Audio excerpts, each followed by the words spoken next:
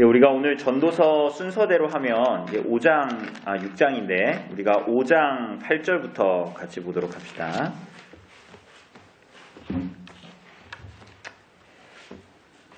5장 8절부터 6장 9절까지 이렇게 읽으면 되겠습니다. 5장 8절부터 제가 가진 성경으로 953쪽에 있는 전도서 5장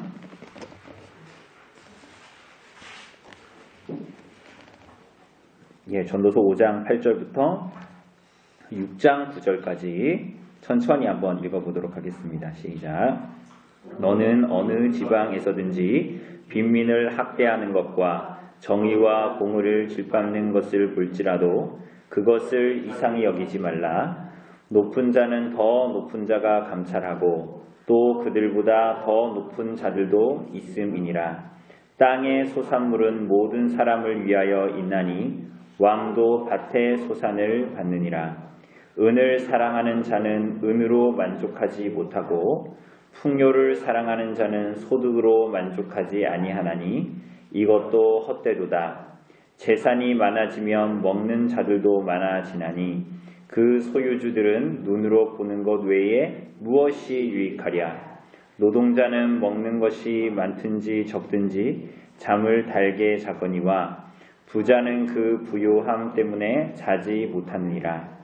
내가 해 아래에서 큰 패단되는 일이 있는 것을 보았나니 곧 소유주가 재물을 자기에게 해가 되도록 소유하는 것이라. 그 재물이 재난을 당할 때 없어지나니 비록 아들은 낳았으나 그 손에 아무것도 없느니라.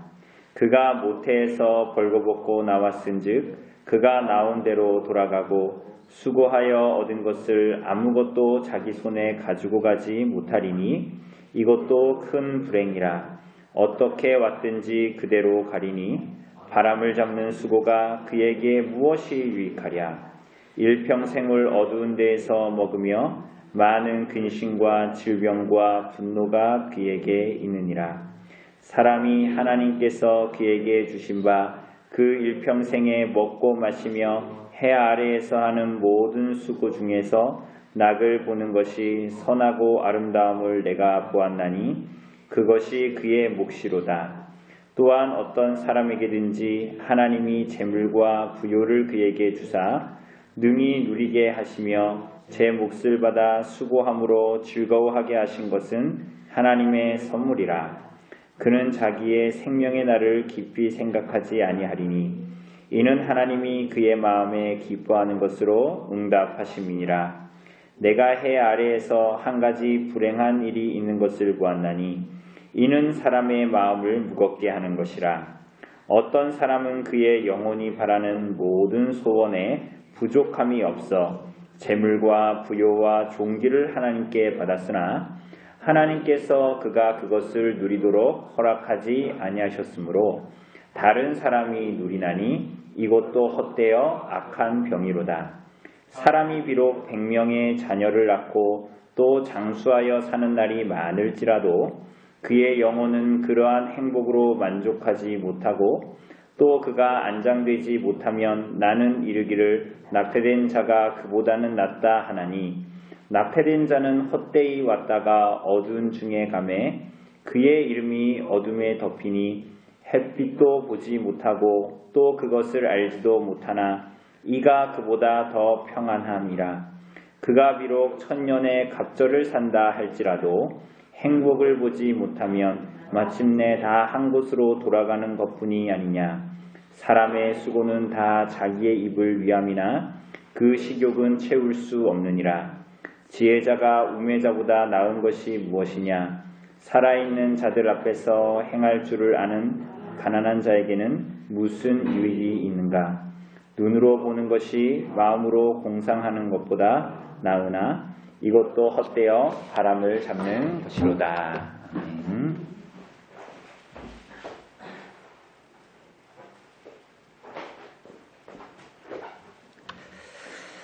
우리가 전도서 계속 이제 보고 있는데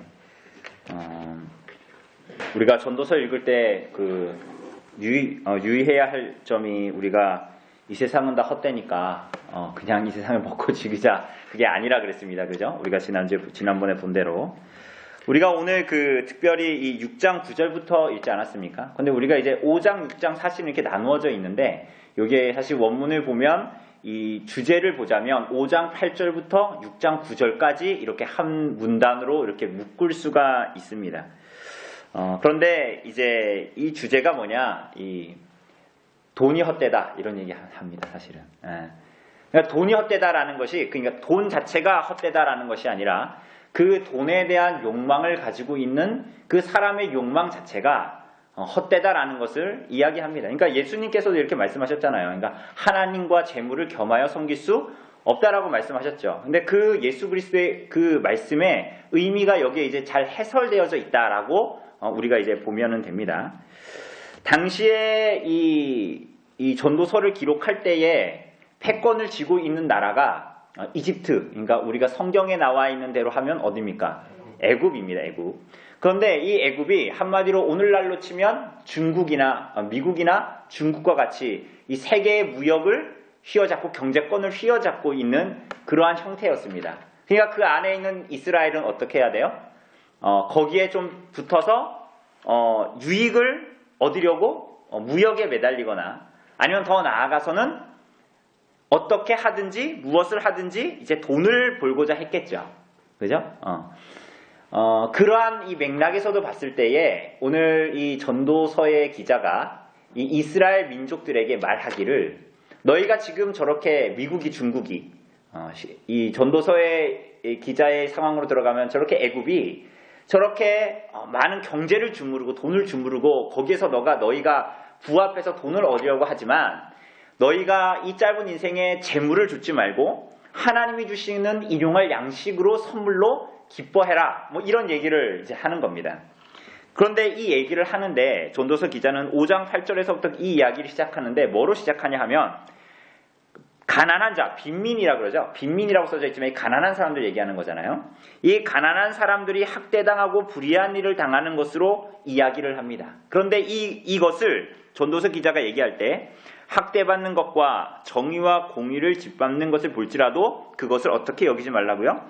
이상히 여기지 말라라고 이야기합니다. 이것은 곧 하나님을 모르는 사람들, 혹은 하나님을 내가 이름으로는 알지만 내가 하나님과 재물 중에서 재물을 택하는 이 사람들의 어떤 그 욕망이 한도 끝도 없기 때문에 어떻게 한다라는 거예요. 무엇이든지 가리지 않고 그 재물을 쫓게 된다라는 것입니다. 그러니까 욕망을 채워도 한이 없으니까. 그러니까 우리가 지난번에 얘기했잖아요. 우리 통장에 1억이 채워진다면 만족할 사람은 이 예배당에 아무도 없다. 그러니까 1억을 가지고 있는 사람은 어떻게 할까요? 1억으로 만족하며 살아야지 이렇게 할까요?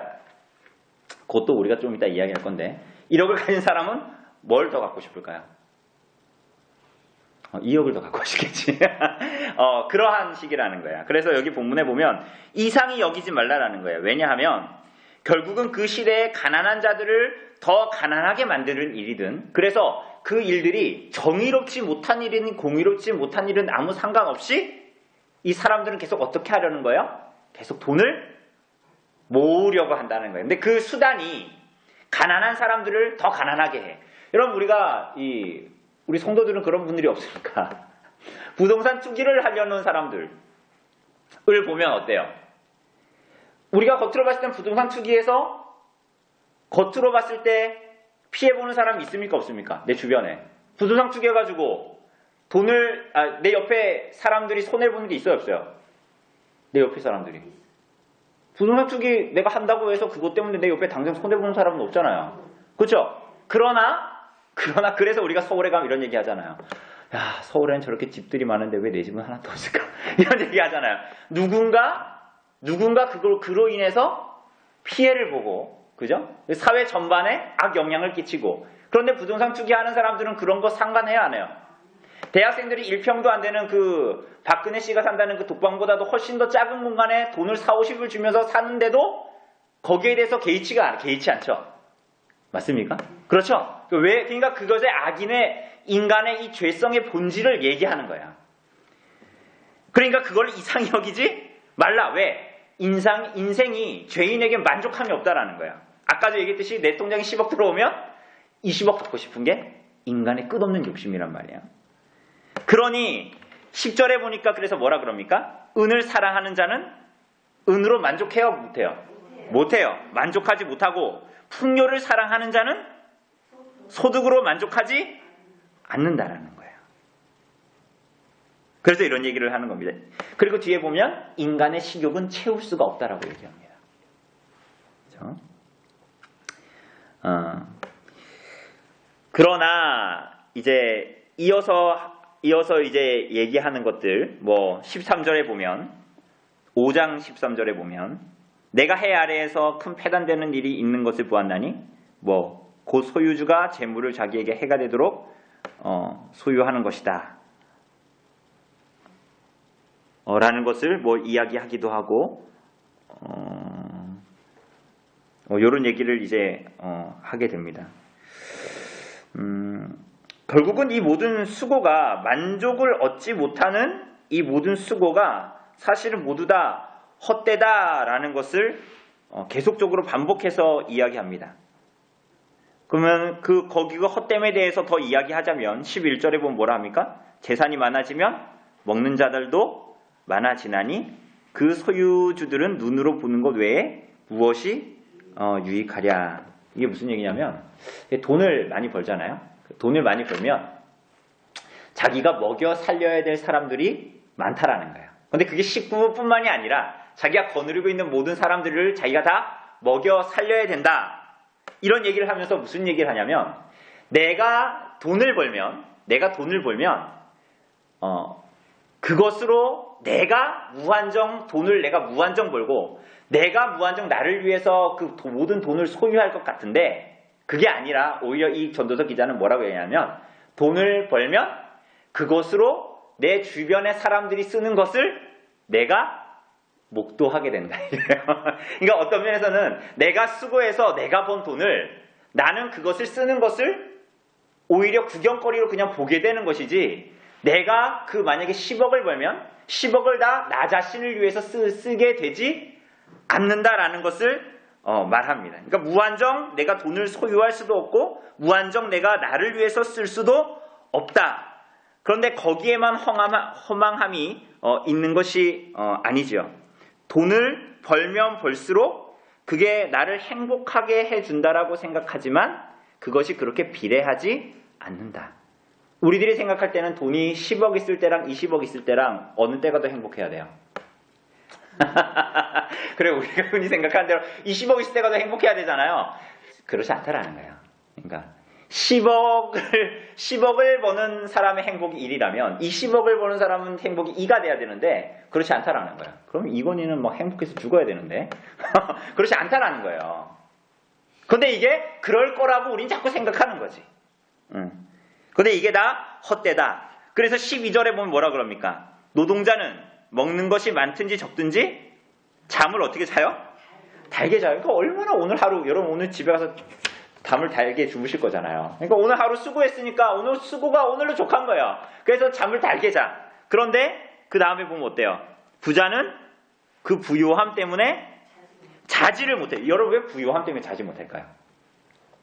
왜 그럴 것 같아요? 왜 부요함 때문에 자지 못한다는 게 무슨 얘기일까요? 근심 걱정이 저기에 역시 사업하시는 분이라서 저런 항상 근심 걱정이 있는 거예요. 저 무슨 얘기냐면 내가 그것을 어떻게 더 간수할까? 더 나아가서 뭐예요? 어떻게 지킬까? 더 나아가서 뭡니까? 어떻게 더 초혼이는 저렇게 더 많이 먹는데 어떻게 하면 내가 더 돈을 많이 벌까? 어떻게 하면 이 세상이 이렇게 발전해 나가는데 나는 거기에 발맞춰서 나는 오늘 닭을 팔고 있는데 내년엔 소를 팔아야 되지 않을까? 막 이런 고민과 걱정이 그 안에 돈을 굴려서 어떻게 더 큰 돈을 마련할까 하는 고민을 갖게 된다는 거야. 그러니까 돈을 버는 데에만 걱정이 아니라 이후에 이걸 어떻게 쓰는 것까지도 걱정해야 되고 막 이런 그래서 여기 오늘 본문에 보면 부유함 때문에 자지 못한다 이렇게 얘기합니다. 그런데 여기서 그치지가 않습니다. 13절에 보니까 아까 읽었듯이 소유주가 재물을 자기에게 해가 되도록 소유하는 것이니라. 여러분 돈을 지키다가 변을 당하는 경우를 얘기하는 겁니다. 여러분 가끔 TV에 보면 여러분 전에 그것이 알고 싶다에 대해 그때 제가 그 자세히 생각이 안 나는데 어떤 그 부유한 소문난 가쁘다라는 소문이 난 분이 있었는데 그분이 살해된 거예요. 그 살해가 됐는데 이거 그것이 알고 싶다에 옛날에 보셨는데 근데 이런 뉴스는 좀 많으니까 근데 그분이 좀 독특하게 봤던 게 뭐냐면 그분이 살해를 당했는데 누가 와도 항상 그 집 안에 한쪽에 있는 문을 열어주지도 않아. 아무리 친한 사람이라도 친척이 와도. 그런데 살해당했으니까 다 열어봐야 되잖아요. 근데 열어봤는데 그냥 방이었어. 근데 한쪽에 커튼을 탁 치니까 거기에 웬 나지막한 곳에 이렇게 뭘 이불 같은 걸 빼고 이불장 같은 데 여니까 금고가 있는 거야. 근데 거기 안에 여니까 금괴랑 현금이랑 엄청나게 쌓여있는 거야. 그래서 거기에 아무도 못 들어가게 된 거예요. 오늘 전도서 기자는 마치 그러한 세상에서 일어난 일들이 뭐 그거 한 일뿐이 아니잖아요. 우리가 가끔 보면서 저 사람이 돈만 가지지 않았다면 저렇게 인생을 마치지 않았을 텐데 그게 그 사람이 잘못해서라는 것이 아니라 어떠한 사건이라든지 어떤 질이 안 좋은 사람들이 해를 가해서 그런 것을 얘기하는 거예요. 돈을 지키다가 변을 당하는 경우를 얘기하는 거예요. 이것뿐만이 아닙니다. 돈이 없었다면 오히려 그 가정이 화목했을 텐데 돈이 없었다면 우리가 뭐 옛날에 전래동화 이런 데도 이런 류의 얘기들이 굉장히 많이 나오죠. 전도서 기자가 마치 그런 얘기를 세상사에 대한 얘기를 그런 얘기하는 거예요. 차라리 저 가정에 돈이 없었다면 차라리 행복했을 텐데 저 가정에 돈이 없었다면 형제들끼리 싸우지 않았을 텐데 부모지간에 저렇게 갈라지지 않았을 텐데 이런 생각이 자연히 들게 하는 얘기들이 뉴스에서도 보게 되잖아요. 그죠? 그런 얘기들을 계속하는 거예요. 그러면서 이어서 14절에 보면 뭐라 그럽니까? 재물이 재난을 당할 때 없어지나니 비록 아들은 낳았으나 그 손에 아무것도 무슨 얘기냐면 돈을 지킨다고 해서 지켜지는 것이 아니라는 거야. 우리 잠언 보면서도 이런 얘기 했잖아요. 돈을 내가 지키려고 한다고 해서 지켜지지 않는 거야. 그러니까 이 사람은 전도자가 말한 이 사람은 돈을 많이 벌었어. 그러니까 막 이걸 막 지키려고 했단 말이에요. 어떻게 돈을 굴릴까 막 이런 고민을 했는데 어느 한 순간에 날아가 버린 거야. 우리가 옛날에는 지금은 보상을 많이 해주잖아요. 뭐 보험도 들고. 그런데 옛날에 루사 같은 게 왔으면 어떻게 됐어요? 루사 왔을 때 여기 싹쓸이 했죠. 그럼 어떻게 보상받을 길이 있어요? 없잖아요. 그죠? 그러니까 우리가 어떤 가지고 있는 부유함이나 어떤 그러한 것들이 사실은 우리가 지키려고 한다고 해서 지켜지는 것이 아니다라는 것을 이야기하는 거야. 그래서 이 사람이 어느 날 자기가 그렇게 의지하고 부자니까 어떻게 해요? 어깨에 힘을 주고 떵떵거리고 사람들에게 교만에 행했었는데 그 어떤 한 일 때문에 재산이 모두 다 싹쓸이가 돼버렸어. 그러니 뭐라 그럽니까? 비록 아들을 낳았어요. 아들을 낳았는데 아들은 뭐예요? 당시의 아들은 뭡니까? 지금은 아들, 딸 낳아도 다 재산을 공동되게 나누지만 이때는 뭐예요? 아들이 나오면 가업을 누가 있습니까? 아들이 있죠. 아들을 낳았는데 어때요? 물려줄 게 없는 거야. 그죠? 그러니 우리가 가지고 있는 돈, 우리가 의지하는 재물이 얼마나 의지할 바가 되지 않고 헛된 것인가를 계속 반복해서 이야기합니다. 그것을 믿고 의지하는 삶은 얼마나 엉터리인가. 그래서 그 이후에 나오는 17절에 보면 일평생을 어두운 데서 먹으며 많은 근심과 질병과 분노가 그에게 있다. 그러니까 돈을 의지하면서 살았던 사람이 어떻게 된다는 거야.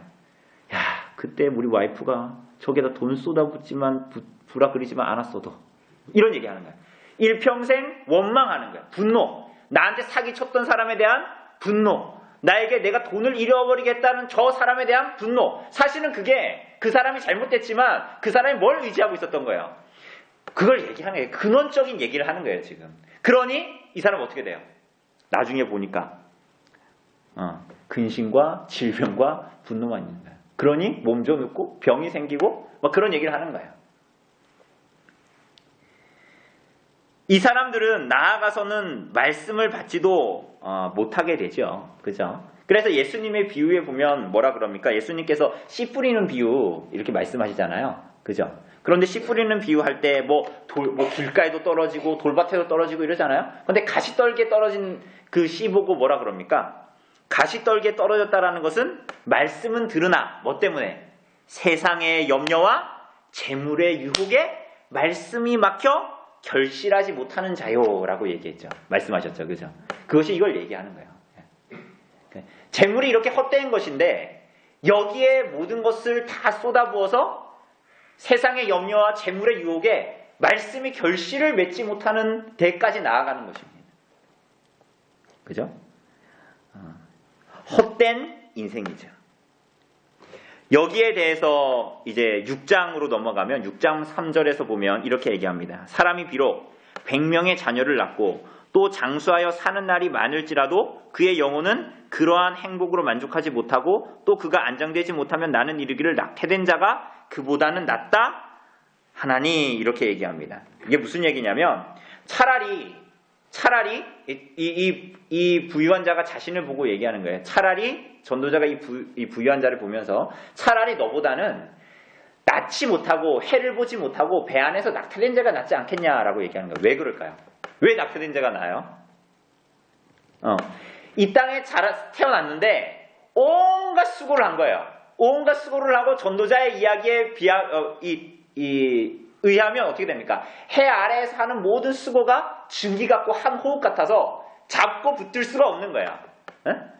그런 인생을 사다가 고생하다가 숨이 끊어질 때 보니 이 재물도 다 내가 그렇게 일평생 수고하여 내가 누리려고 벌었는데 그걸 누리지 못하고 죽는 순간 부자나 낙태된 자나 그 정말 마지막 종착역은 어딥니까? 죽음이잖아요. 그러하니 내가 일평생을 이렇게 살고 수고하여 숨이 끊어지는 순간 보니 차라리 이렇게 수고밖에 고생한 것밖에 남지 않는 이 인생, 허탄한 인생은 차라리 나지 않고 햇빛을 보지 못하고 차라리 그 배 안에서 낙태됐던 자가 더 낫지 않은가, 뭐 이런 얘기를 하는 것입니다.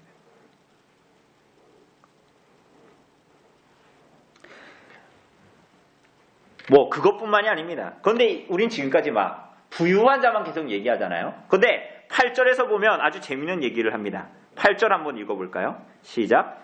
지혜자가 우매자보다 나은 것이 무엇이냐? 살아있는 자들 앞에서 행할 줄을 아는 가난한 자에게는 무슨 유익이 있느냐? 이거 이제 지혜자에 대해서 얘기합니다. 지혜를 가진 자. 여기서 지혜자라는 것은 뭐냐면 인생이 무엇이며 어떻게 살아가야 되는지를 아는 사람들이에요. 그러니까 예를 들면 이런 거죠. 사람을 대할 때 어떻게 대해야 되는지 아는 사람. 예를 들면 이런 지혜라고 볼 수 있죠. 막 이렇게 사람들이 막 어떤 사람이 화가 나 있는 상태야. 근데 이 사람과 대화를 해야 돼. 그럼 같이 이 사람이 화낸다고 해서 같이 화내면 됩니까? 안 되죠? 이 사람을 좀 가라앉히고 좀 이야기할 수 있는 분위기를 만들어서 이렇게 이야기하고, 예를 들자면 이 지혜란 말이에요. 지혜. 그런데 지혜자가 우매자보다 나은 게 뭐냐? 인생이 무엇이며 어떻게 살아가야 하는지를 아는 사람이 사실은 무슨 의미가 있냐? 그 지혜자라고 해서 첫 번째는 뭐냐면 지혜자도 죽는다. 또 하나는 뭐냐면 이 지혜자가 지혜를 가지고 있지만 가난하다면 지혜자가 인생을 어떻게 살아야 하는지 안다고 해도 이 사람이 만약에 재물이 없어서 가난하다면 의미 있고 깨달은 그 인생을 살아가는데 필요한 능력이나 돈들을 가지지 못한다면 그것 또한 헛된 것이 아니겠냐, 이런 얘기를 이제 하는 것입니다. 그러니까 이게 무슨 얘기냐? 지혜자인데 능력이 없어서 가난해. 야, 그럴 바에는 부자라도 내가 번 돈을 내가 다 누리지는 못해도 그래도 내가 번 돈을 누군가가 쓰는 것을 보면서 눈욕이라도 할 수 있지 않냐? 차라리 그런 삶이 더 낫지 않냐? 뭐 이런 얘기 하는 겁니다. 결국은 부자나 가난한 자나 무슨 얘기를 하는 거예요? 인생을 허무하게 만들고 가로막는 근원적인 한계가 인간에게 있다. 뭐 이런 얘기를 하는 것입니다. 허무함이 있다라는 거죠. 그럼 전도자는 왜 이런 얘기할까요? 왜 인생의 무상함을 계속 얘기할까요? 우리들에게. 그럼 인생이 허무하니 대충 살자, 또 이런 얘기 하는 겁니까?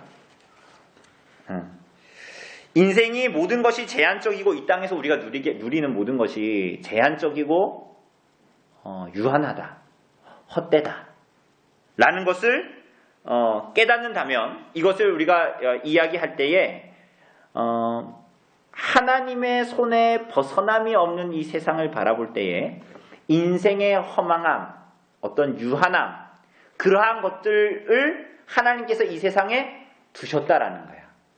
왜 두셨을까? 거기에 의미를 찾아야 되는 거야.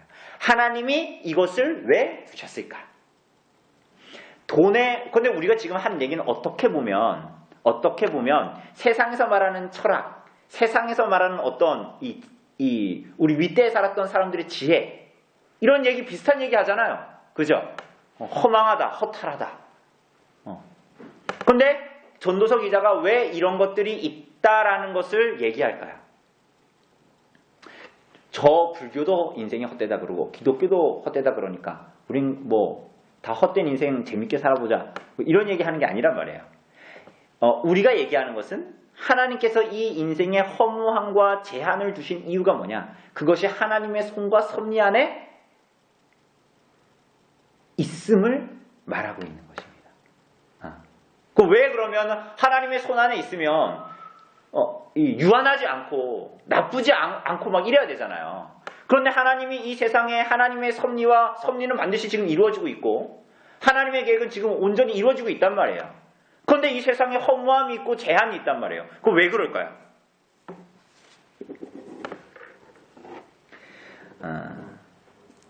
그 안에서도 우리가 의미 있는 하나님 앞에 의미 있는 영생을, 하나님의 나라를 살아갈 수 있다는 것을 계속 얘기하는 것입니다. 그러함에도 불구하고 이 모든 이 세상의 모든 역사가 하나님의 손에 있다. 헛되게 돌아가는 것 같지만 헛되지 않다라는 것을 얘기하는 거예요. 왜 헛되지 않아요? 그 모든 것이 하나님의 손 안에 있다는 거예요. 그러니까 우리들의 이 허탄한 생명이 그냥 한 인생으로 그렇게 살다가 그렇게 끝나는 것이라면 그게 이제 헛된 거란 말이에요. 정말 헛된 거야. 불교가 말하는 것처럼. 그런데 그러한 헛됨이 아니라 그러할지라도 이 모든 세상의 역사는 하나님께서 종국적으로 이끌고자 하는 것으로 가고 있고 그 계획은 한시도 흐트러진 적이 없다라는 것을 얘기하는 거예요. 그래서 어떻게 하라는 거야?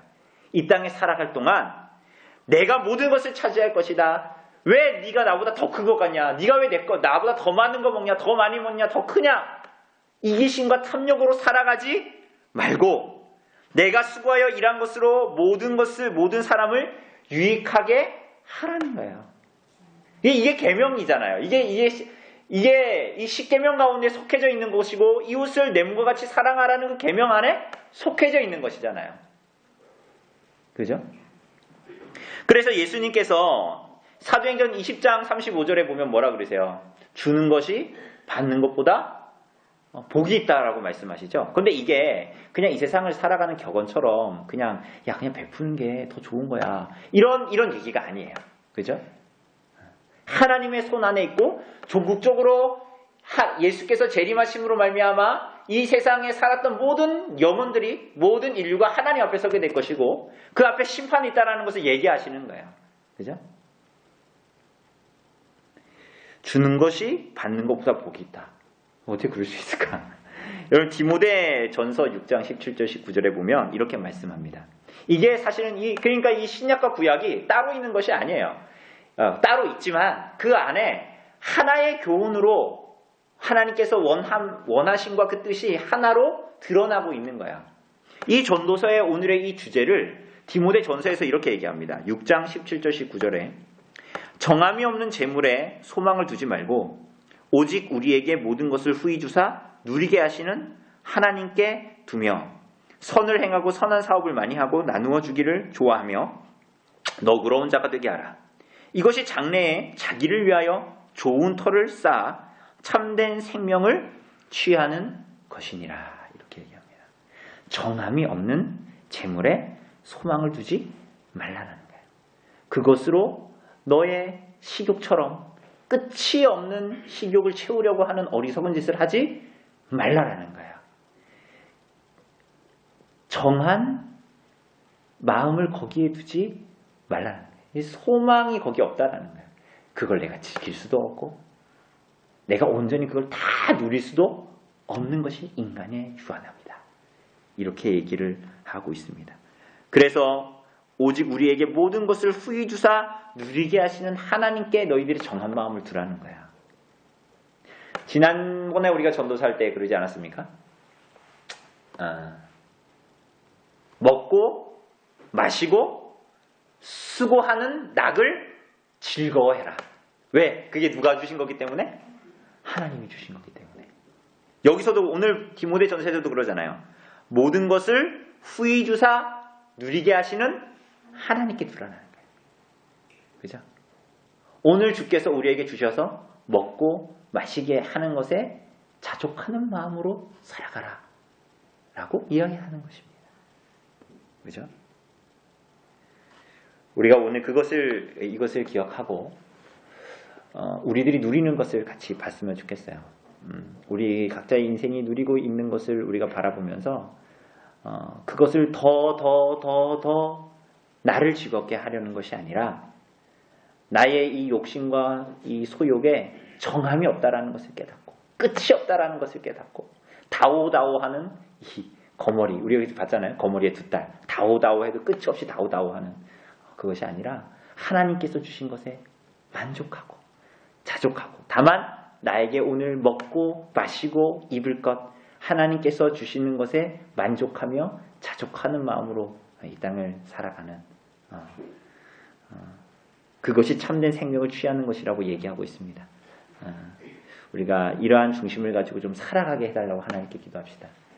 하나님께서 우리들의 인생과 때로는 제가 우리 성도들의 삶을 다 알지 못하지만 그죠? 때로는 우리들의 인생의 쓴맛들 그죠? 사기를 당하기도 하고 돈을 잃기도 하고 5만 원만 잃어도 얼마나 마음이 쓰라린지 그죠? 저는 5만 원을 어느 날 오후에 잃어버려서 그 하루 동안 다녔던 데를 다 하나하나 찾아다녔던 적이 있어요. 결국 그래도 못 찾았거든요. 근데 얼마나 마음이 쓰리든지 그죠? 근데 하나님께서 이 우리들의 인생 가운데 그러한 일들을 두신 이유와 목적을 알라는 거예요. 생명이 하나님께 있고 그것들에 우리들의 마음에 정함을 두지 말라라는 거예요.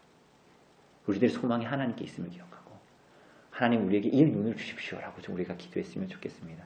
참 어렵잖아요. 그죠? 거기에 마음을 두지 않는다는 게 얼마나 어려워요. 그죠? 그러나 하나님 오늘 고생한 것에 족하게 하시고 오늘 내 입에 들어가는 것이 하나님께서 주신 것에 만족하게 하시고 오늘 하루 하나님 안에서 살아가는 것에 만족하게 하시고 혹은 우리들의 삶에 나타나는 이러저런 일들 때문에 우리들이 괴롭지만 그 안에서 내가 괴로워서 하나님을 믿지 않겠다고 나가는 것이 아니라 괴롭기 때문에 우리들의 요한한 소망이 하나님께 있고 이 세상에 있는 것들이 모두 다 제한적이고 유한하다는 것을 깨닫고 무한하신 하나님의 손 안에서 소망을 찾는 그러한 믿음을 우리가 좀 갖게 해달라고 우리가 좀 같이 기도했으면 좋겠습니다. 또한 우리가 같이 기도할 거 우리가 흑곰북스와 그 책의 사람들 출판사 위해서 기도했으면 좋겠습니다. 우리가 이제 오는 주일부터 종교개혁사 흑곰북스에서 나온 책으로 오후 모임 할 건데 좀 그러한 좋은 책들이 계속적으로 좀 발간되고 교회가 교회답게 세워지는 참 복음을 가진 사람들이 성도답게 살아가는 그러한 데서 도전을 줄 수 있는 책들을 이 출판사들에서 잘 드러낼 수 있도록 잘 계속 출간해낼 수 있도록 그래서 조국교회에 하나님 유익을 줄 수 있도록 하나님께 돌봐주시도록 같이 기도했으면 좋겠습니다. 우리 제주반석교회 고명은 목사님의 가정을 위하여서 교회를 위하여서 기도했으면 좋겠습니다. 해외 선교 심부름 선교사님, 조이 선교사님, 송시섭 남유혁 선교사님을 위해서 계속적으로 기도해 주시고 복음의 사역들을 잘 감당할 수 있도록 그곳에서도 택한 백성들이 있을 텐데 우리가 다 알지 못하지만 그 추수할 일꾼으로 보낸 그들이 잘 추수할 수 있도록 우리가 좀 같이 기도했으면 좋겠습니다. 그리고 우리 하나 더 기도할 것은 우리 이제 교회가 복음 전도에 힘쓸 수 있도록 같이 좀 기도했으면 좋겠습니다. 우리 5월 다음 달이죠. 벌써 5월 중순에 남서울 시니어 팀이 또 오게 됩니다. 1박 2일로 오게 돼서 사역도 하고 임용 사역도 하고 전도 사역도 합니다. 그리고 이제 그 7월 중순 6월 말 그 정도에 시광교회라고 그 우리 갈라디아서 옛날에 같이 공부했던 교재 기억나십니까? 그거 지으신 분이 이정규 목사님이라는 분인데 그분 교회가 시광교회예요. 근데 그 교회 청년들이 한 20명, 30명 그 정도 이제 올 겁니다. 그래서 4박 5일 동안 복음 전도도 하고 수련회도 겸하여 하고 뭐 그럴 것입니다. 어쨌거나 하나님께서 이 일들 가운데서 하나님께서 이 언별리 가운데 택한 백성들에게 복음이 전해지는 은혜 우리에게 주시도록 또 기도해 줬으면 좋겠고요. 또 우리들 또한 도전받아서 우리가 또 복음을 전하고 우리 주변의 사람들에게 복음을 전하고 우리 교회가 그 소명을 잘 감당하는 교회 되게 해달라고 우리가 좀 같이 기도했으면 좋겠습니다. 그리고 마지막으로 우리 일리에서 오시는 이영재 어르신 잘 좀 교회에 적응할 수 있도록 좀 기도했으면 좋겠어요. 오늘도 전화가 왔었는데 오후쯤에 전화가 왔었는데 다음 주부터 이제 같이 공부하기로 했었는데 이영재 어르신이 조금 지금 너무 좀 어색하다. 근데 자기가 예배는 꼭 나올 건데 아직은 어색하고 좀 힘들어서 주중에 공부는 약간만 미루면 안 되겠냐 이렇게 말씀하셨어요. 근데 하나님께서 어쨌거나 사실 우리가 전도하지도 않았는데 교회로 어쨌거나 이렇게 오시게 된 거 아니에요. 그런데 하나님께서 잘 우리 교회에 적응하시고 복음을 다시 한번 확인하고 그래서 잘 교회 안에 들어올 수 있는 은혜 또한 우리에게 주시도록 또 우리가 세밀하게 우리 성도들이 잘 접근해서 잘 케어하고 또 돌볼 수 있도록 그래서 같이 그것들을 위해서도 좀 기도했으면 좋겠습니다. 네, 우리 자유롭게 기도하고 돌아가시도록 하겠습니다.